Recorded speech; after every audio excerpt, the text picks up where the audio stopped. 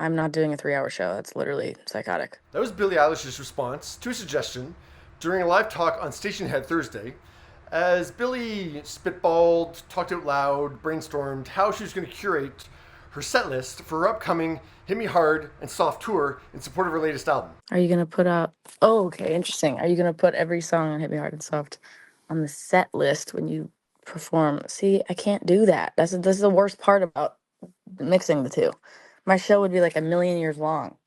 If I did that, I'd have to cut like every other song that I have. So I'm gonna have to choose, y'all. But I'll do a lot. I'll do most of them. Now, just for kicks, I looked up the length of Billie's 3 studio albums, and then I added in What Was I Made For and No Time to Die, her 2 Oscar-winning songs. Put those all together, it's 150 minutes. So yeah, Billie could perform her 3 studio albums plus her 2 Oscar-winning songs in 2.5 hours. But yeah, Billie shoots down the suggestion that she would perform for 3 hours. My favorite artist in the world. I'm not trying to hear them for 3 hours. You know what I mean? It's far too long. Nobody wants that. You guys don't want that. Don't want that. You know what I'm saying? I don't even want that as a fan. No, you don't want that. I promise to God, you don't. So here we go with people making things so simplistic once again. So since Taylor Swift's concert, Eras, is 3 hours long, people are taking this as Billie dissing Taylor or hating on Taylor.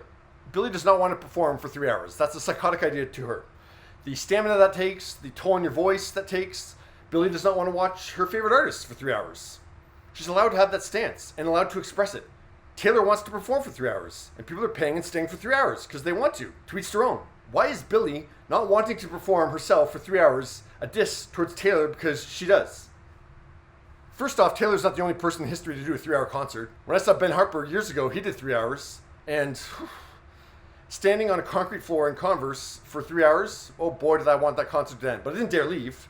But yeah, my feet hurt. And you could tell from the rest of the crowd that yeah, they were feeling the pain too. But we all stayed. And then when I saw Jennifer Lopez's It's My Party tour, she came very close to 3 hours, and bravo to her for having stamina at 50 to go for almost 3 hours, but it was a Sunday night. J-Lo, I gotta get up at 5:15 in the morning, you gotta wrap this thing up. But yeah, regardless of that, that doesn't even matter. The fact is, Billie's allowed to say she doesn't want to perform or watch a 3-hour show. That's not a diss towards Taylor. Football viewers not wanting to see a shot of someone in stands over and over again throughout a game is not a diss towards Taylor. Some of you gonna go home tonight and feel like you've been robbed. Some of you don't belong in the category. Jay-Z saying, before Taylor even won Album of the Year for the 4th time, that some people who were nominated in the 94 categories didn't deserve to be nominated is not a diss towards Taylor. The stan culture on Taylor is absolutely out of control. Like Billie did an interview with Billboard in March about environmental action and sustainability, where she said, it's very important to some artists to make all sorts of different vinyl and packaging, which ups the sales and ups the numbers, and gets them more money and gets them more. I can't even express to you how wasteful it is. Swifties took that as a diss towards Taylor, as if Taylor's the only artist who releases different editions of her album. Now speaking of different editions to her album, last Friday, the day Billie's album dropped, Taylor released 3 new digital versions of her The Tortured Poets Department album. They already featured 31 songs, so it already has a 3-to-1 head start on Billie's streaming numbers. But yeah, Taylor released 3 new editions, all digital, so no waste. But each one featured a first draft phone memo version of a song from the album. And then still within this week's sales window, she released 3 more editions yesterday, each for $5.99, which each featured 1 live performance of a song from her Paris concert. So 4 weeks after the initial album drop, Taylor released 6 new editions this past week, the same week that Billie released her album. And Billie's set to have her biggest sales week ever this week, but she'll still have to settle for number 2 behind Taylor. But Billie is the one hating because she doesn't want to perform a 3-hour show. Yeah, check which way that shade is leaning. What are your thoughts?